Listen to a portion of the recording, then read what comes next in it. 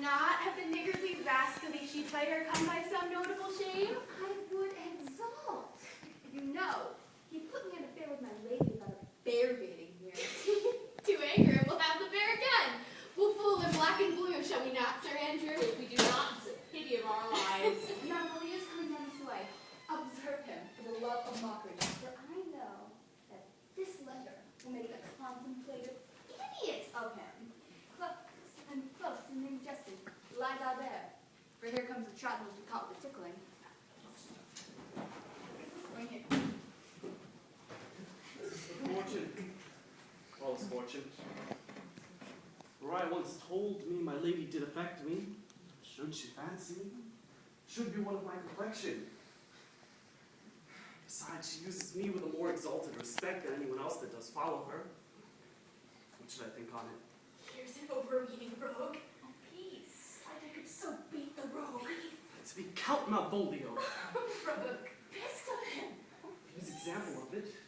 The lady of the strait who married the yeoman of the wardrobe. Lie on him, Jezebel. Oh, please, now he's deeply in. Having been 3 months married to her, sitting in my state, For a stone blow to hit him in the eye. calling my officers about my branched velvet gown coming from a daybed where I left Olivia sleeping. I tell my men, I know my place as they do theirs, and ask them for my kinsman Toby. Bolts and shackles. Toby, I perchance wind up my watch after 7 of my men with an obedient start make out for him. And now Toby approaches to me, curtsies to me there. Shall this fellow live? I extend my hand to him thus, quenching my familiar smile with an austere regard of control. And does not Toby take you a blow of the lips then? Saying, Cousin Toby, my fortunes, having cast me on by your niece, give me this prerogative of speech. What? You must amend your drunkenness. Besides, you waste the treasure of your time with a foolish knight. Oh, that's me, weren't you? One Sir Andrew. I knew 'twas I, for many do call me fool. What employment have we here? Now the woodcock is near the gin. To the unknown beloved, this is my good wishes. By my life, this is my lady's hand. These be her very CUs and T's, and with that she makes her great P's. It is in contempt of question her hand. Her C's, U's, and T's, why that? To the unknown beloved, this is my good wishes, her very phrases. Why you leave soft wax in the impression of Lucrece, with which she uses to seal. 'Tis my lady. Oh, 'tis my lady. To whom should this be? This one's a liver and all. Jove knows I love, but who? Lips do not move, no man must know. No man must know. What follows? The number is altered. No man must know.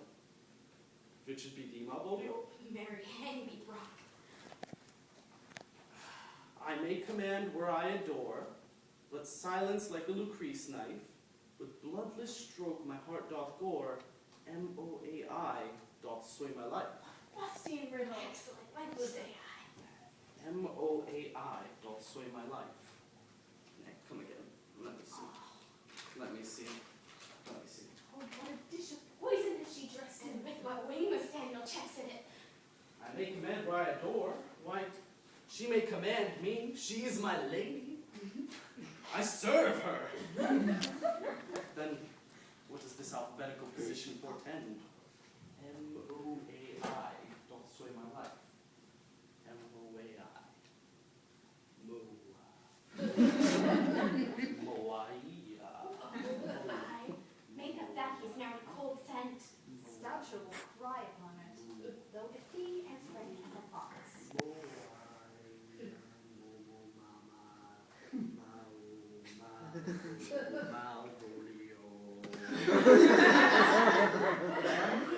Why, that begins my name. Did not say he would work it out. The cur is excellent at vaults.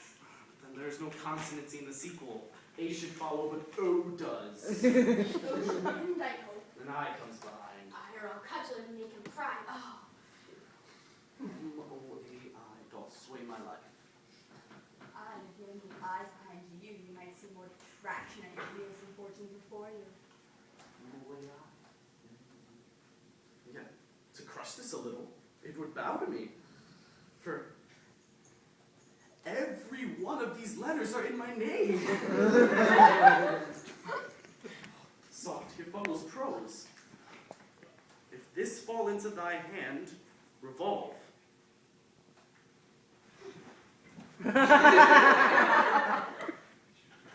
In my stars I am above thee, but be not afraid of greatness.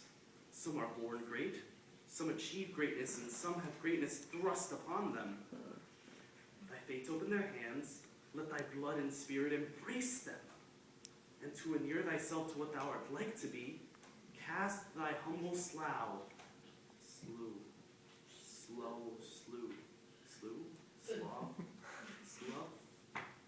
Cast thy humble slough. Cast thy humble slough. And appear fresh. Be opposite with a kinsman, surly with servants. Let thy tongue tang arguments of state. Put thyself into the trick of singularity. She thus advises thee that sighs for thee. Remember who commended thy yellow stockings, and wished to see thee ever cross-gartered. I say remember, go to, thou art made, if thou desirest to be so. If not, let me see thee a steward still, the fellow of servants, and not worthy to touch fortune's fingers. Farewell, she that would alter services with thee, the fortunate unhappy. Daylight and champagne, discover not more. This is open. I will be proud. I will baffle Sir Toby. I will read politic authors. I will wash off gross acquaintance. I will be point devise the man. We're all adheres together. That my lady loves me. She did commend my yellow stockings of late. Did praise my legs, being ever cross-gartered.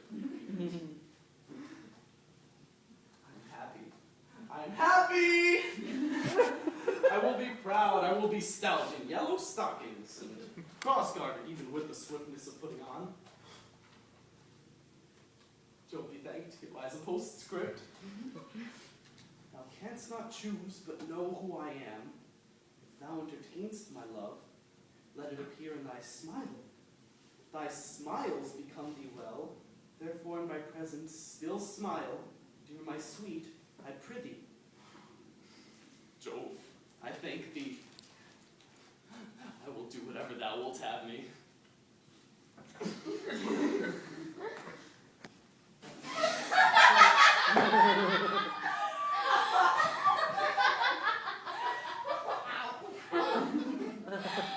I could marry this wench for this device. So could I, and ask no other dowry but such another jest. Nor I neither. Wilt thou set thy foot on my neck? Or am I neither? Shall I play my freedom in trade trip and become thy bond slave? If faith, or I either. Why, thou hast put him in such a dream that when the very image of it leaves him, he must run mad. If you will then see the prince of the sport, mark his first approach before my lady. He will come to her in yellow stockings, which is the color she abhors, and cross-gartered, a fashion she detests. And he will smile upon her, which would not be so unsuitable to her disposition, being addicted to melancholy as she is, that it will make a notable contempt of him. If you will see it, follow me. To the gates of Tartar, thou most excellent devil of wit. I'll make one too.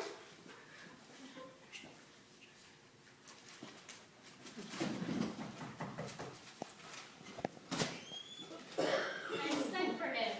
He says he'll come. But how shall I feast him? What bestow of him?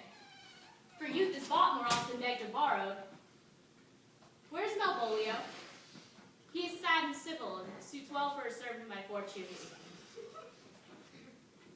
Where Where's Malvolio? He's coming, lady, but in a strange fashion. He is sure possessed, my lady. Why, what's the matter? Does he rave? No, madam. He does nothing but smile. Your ladyship has some guard about you. For the man is sure tainted in wits. Well, I am as mad as he, if sadness and merry madness equals be. Now, Malvolio. Oh, sweet lady, ho ho! Smilest thou? I sent for thee upon a sad occasion. Oh, sad lady, I could be sad. This does make some obstruction in the blood. This cross.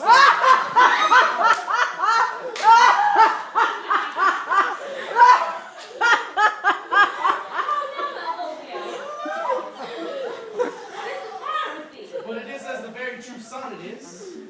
Please one, please all.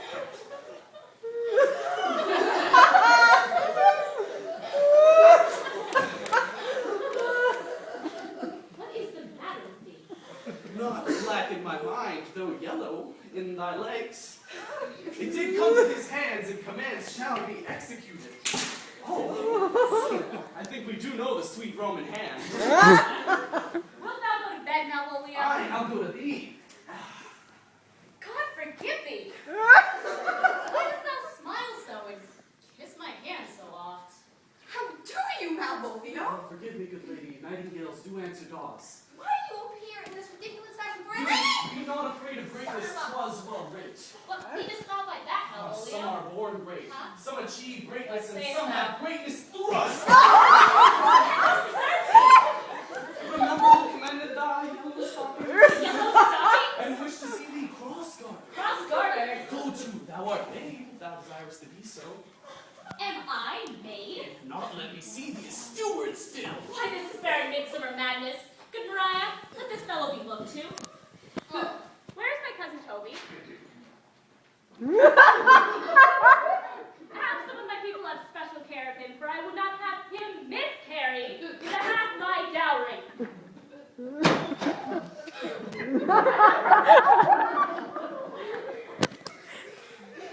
No worse man than Sir Toby to look to. She sends him on purpose, so that I may appear stubborn to him, for she incites to that. In the letter, cast thy humble slough, says she.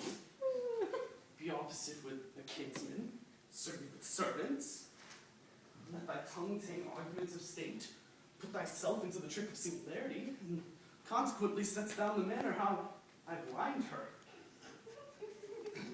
And when she went away now, let this fellow be looked to. Fellow!